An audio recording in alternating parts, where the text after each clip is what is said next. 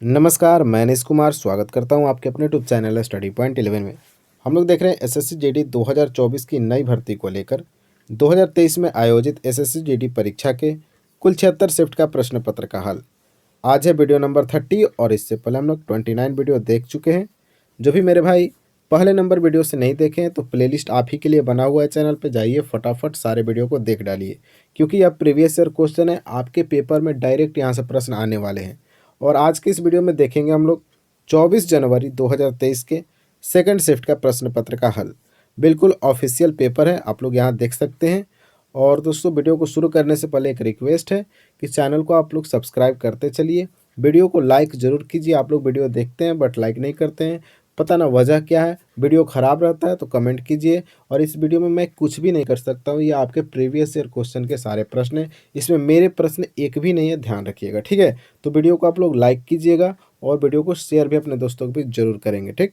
चलिए देखते हैं पहला प्रश्न क्या पूछा गया है। तो मेरे भाई पहला सवाल पूछा गया कि समीर वेंकटपति कामत ने अगस्त 2022 में रक्षा अनुसंधान एवं विकास संगठन यानी DRDO के नया अध्यक्ष के रूप में किसे प्रतिस्थापित किया। इसका सही उत्तर होगा मेरे भाई, याद रखना, जी सतीश रेड्डी को हटाकर समीर वेंकटपति कामत को DRDO का अध्यक्ष नियुक्त किया गया है। याद रखना, अगस्त 2022 में। अभी वर्तमान में भी कामत ही हैं DRDO के अध्यक्ष, याद रखना है, ठीक है। देखो, DRDO की स्थापना कब हुआ था, पेपर में पूछा गया है। 1958 में इसकी स्थापना हुआ।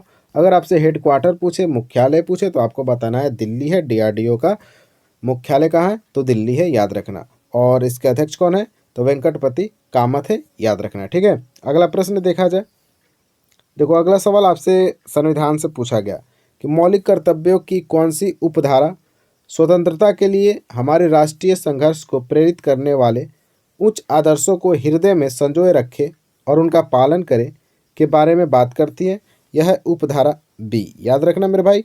उपधारा बी आपको बताता है कि हमारे राष्ट्रीय संघर्ष को प्रेरित करने वाले उच्च आदर्शों को हृदय में संजोए रखे और उनका पालन करे। कौन सा धारा बताता है, तो उपधारा बी हमको यह बताता है, याद रखना है, ठीक है। अगला प्रश्न देखो, 2019 भारत की संसद का एक अधिनियम है जो 3 तलाक को अपराध मानता है। देखो, 2019 में एक अधिनियम लाया गया था संसद में जिसमें 3 तलाक को अपराध माना जाता है। यह किससे संबंधित था, तो मुस्लिम महिला अधिनियम, याद रखना, ठीक है। मुस्लिम महिला अधिनियम इसका सही उत्तर होगा। 3 तलाक इनसे जुड़ा हुआ है, याद रखिएगा, ठीक है। अगला प्रश्न, देशों के केंद्रीय बैंकों द्वारा धारित विदेशी मुद्रा परिसंपत्तियां हैं। देखो दोस्तों, इसका सही उत्तर होगा विदेशी मुद्रा रिजर्व। विदेशी मुद्रा रिजर्व देशों के केंद्रीय बैंकों द्वारा धारित विदेशी मुद्रा परिसंपत्तियां हैं, याद रखना है, ठीक। अगला सवाल देखो, अगला सवाल है कि where does hydrarch succession take place. देखो, इसका मतलब यह हुआ कि हाइड्रैक उत्तराधिकारी कहाँ का होता है। ये जो हाइड्रैक है यह उत्तराधिकारी कहाँ का होता है, याद रखना, आर्द्र क्षेत्र का। तो हमारा राइट आंसर हो जाएगा ऑप्शन नंबर 4, वेट एरियाज, यानी आर्द्र क्षेत्र के ये उत्तराधिकारी होते हैं हाइड्रोक, याद रखना है। अच्छा, ये हाइड्रोक है क्या चीज़, याद रखना, यह जलीय पौधों से संबंधित है और यह जलीय वातावरण है, याद रखना है, ठीक है। तो इसका प्रश्न का सही उत्तर होगा ऑप्शन नंबर 4। आगे बढ़ते हैं मेरे भाई, अगला सवाल देखा जाए। वीडियो को लाइक भी करो, पता ना क्यों आप लोग लाइक नहीं करते हो। फेसबुक पर, इंस्टाग्राम पर आप लोग लाइक की बौछार करते हो और यहाँ आप लोग वर्दी की तैयारी में लगे हो और जोश दिखाते नहीं हो।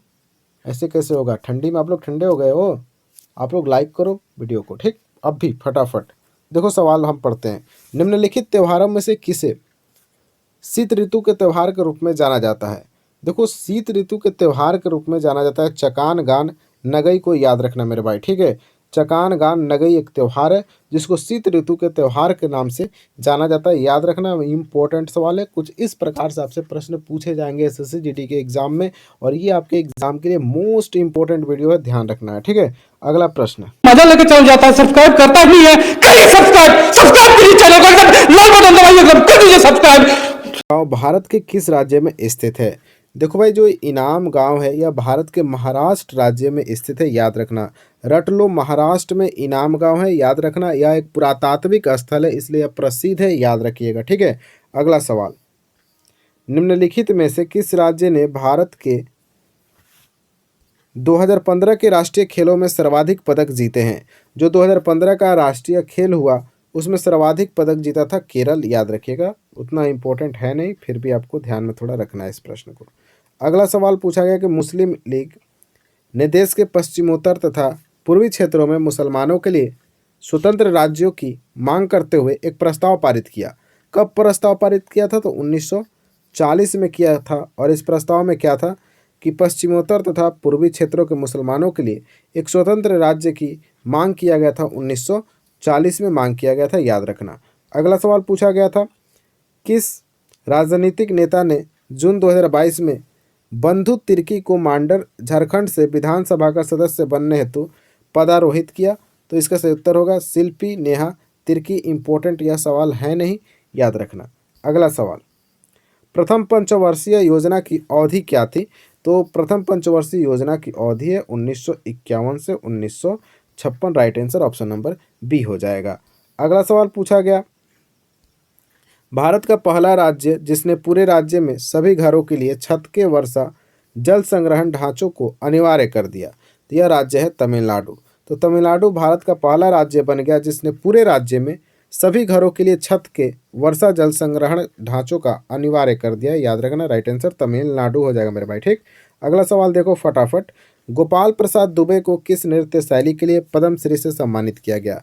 गोपाल प्रसाद दुबे जो है इनको पद्मश्री सम्मानित किया गया और यह छौ नृत्य से जुड़े हुए व्यक्ति हैं, याद रखिएगा। किस नृत्य से?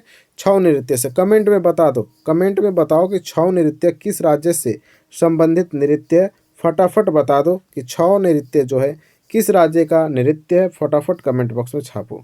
अगला सवाल देखो, क्रिकेट में 2 विकेटों के बीच की दूरी कितनी होती है? ये बच्चे सारे मेरे भाई का सही आंसर हुआ होगा 22 गज। तो 2 विकेटों के बीच की दूरी कितनी होती है? 22 गज होती है, याद रखिएगा, ठीक। अगला सवाल, अपने पहले चरण में राष्ट्रीय ग्रामीण रोजगार गारंटी अधिनियम के विस्तार से पहले कितने जिलों को आवृत किया गया था? तो कुल 200 जिला को आवृत किया गया था, याद रखना। राष्ट्रीय ग्रामीण रोजगार गारंटी अधिनियम के जब विस्तार किया जा रहा था तो याद रखना, जो पहला चरण चल रहा था फर्स्ट चरण, उसमें 200 जिला को कवर किया गया था। किसमें? तो राष्ट्रीय ग्रामीण रोजगार गारंटी अधिनियम के विस्तार के समय में। अगला सवाल पूछा गया कि भारत में हरित क्रांति के दूसरे चरण की अवधि क्या थी? तो दूसरे चरण की अवधि हो जाएगी 1970 के दशक के मध्य से लेकर 1980 के दशक के मध्य तक दूसरा चरण था। पहला चरण याद रखना 1960 और 70 के बीच का था, याद रखना है, ठीक है। अगला प्रश्न देखो, पृथ्वी के संदर्भ में सही कथन की पहचान कीजिए। पृथ्वी के संदर्भ में सही कथन की पहचान करना है। देखो इसमें ऑप्शन नंबर जो 2 दिख रहा है, इसमें ध्रुवों से भूमध्य रेखा की ओर जाने पर पृथ्वी की त्रिज्याएं क्या होती है? बढ़ जाती हैं, बढ़ जाती हैं, याद रखना। अगर आप ध्रुव से भूमध्य रेखा की ओर जाइएगा तो पृथ्वी की त्रिज्या जो है बढ़ जाती है, अधिक हो जाती है, याद रखना। तो राइट आंसर ऑप्शन नंबर 2 हमारा सही है। अगला सवाल पूछा गया 18 नंबर सवाल, जो मल्ललोक निम्नलिखित में से किस राज्य से संबंधित एक नृत्य है? जो मल्ललोक नृत्य किस राज्य से संबंधित है? तो यह सिक्किम का एक लोक नृत्य है, याद रखना मेरे भाई, ठीक है। तो जो मल्ललोक कहाँ का नृत्य है? तो सिक्किम राज्य का नृत्य है। मोस्ट इंपॉर्टेंट प्रश्न है, याद रखना है। अगला प्रश्न है, उद्योगों का एक समूह जो शहरी केंद्रों द्वारा प्रदान किए जाने वाले लाभों का उपयोग करने के लिए एक साथ आने की प्रवृत्ति रखता है, उसे क्या कहा जाता है? उसको बोला जाता है समूहन अर्थव्यवस्था। समूहन अर्थव्यवस्था इसको बोला जाता है। जो उद्योगों का एक समूह होता है और जो शहरी केंद्रों द्वारा प्रदान किए जाने वाले लाभों का उपयोग करने के लिए एक साथ आने की प्रवृत्ति भी रखता है, उसे ही समूहन अर्थव्यवस्था कहते हैं, याद रखना, ठीक है। आज का हमारा अंतिम प्रश्न है। वीडियो अच्छा लगा तो वीडियो को लाइक ज़रूर करना इस बार, ठीक है। जैसे फेसबुक पे आप लोग लाइक करते हो और कहाँ लाइक करते हो? इंस्टाग्राम पे। इंस्टाग्राम आजकल ट्रेंडिंग कर रहा है, इंस्टाग्राम पे लाइक करते हो। वैसे ही आपके लिए आपके घर वालों के लिए, आपके माँ बाप को सपना को पूरा करने के लिए प्रीवियस ईयर क्वेश्चन इंपॉर्टेंट है और मैं लगातार एक एक वीडियो करा रहा हूँ, तो इसके लाइक करना चाहिए, ठीक है। आप फटाफट चैनल को सब्सक्राइब करो, बेल आइकन दबाओ, वीडियो को लाइक करो और अपने दोस्तों के बीच इस वीडियो को जरूर भेजो। अंतिम सवाल क्या है देखा जाए तो, राज्य की कार्यपालिका की शक्ति किसके पास होती है? जो राज्य है उसकी कार्यपालिका की शक्ति किसके पास होती है? तो फटाफट बताओगे, राज्यपाल के पास होती है, याद रखना। ठीक है, चलो मिलते हैं अब नेक्स्ट वीडियो के साथ। तब तक के लिए जय हिंद, जय भारत।